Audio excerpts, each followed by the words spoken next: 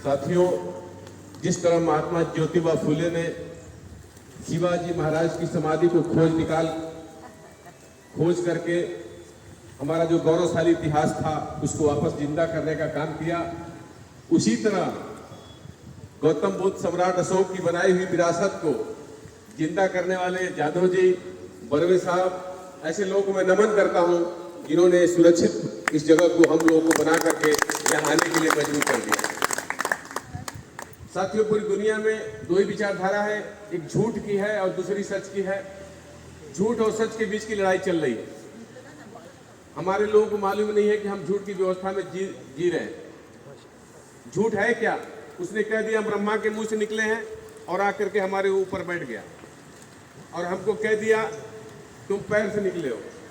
ब्रह्मा के मुंह में 4 बच्चेदानी थी, एक मुंह था, एक छाती था, एक पेट था और एक पैर था। चारों जगह बच्चेदानी लगी थी, उसका कुछ काम था ही नहीं। और वो ब्रह्मा कहाँ कहाँ घूमा है? खाली इंडिया में। इंडिया के बाहर उसको मना ही था कि इंडिया के बाहर तुमको जाना नहीं है। सारे शूद्र कहाँ पैदा हो गए? इंडिया में। इंडिया में।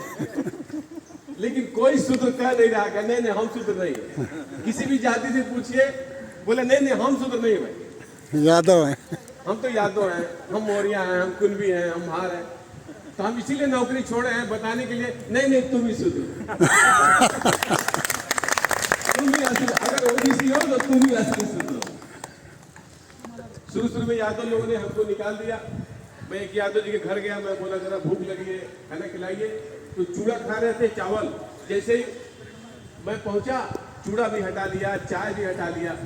बोला हमारा आपसे कोई लेना देना नहीं। हमने बोला क्या हो गया भैया? बोला आप यादव नहीं रहे, अब आप शूद्र बन गए हैं, हम आपको चाय नहीं पिला सकते।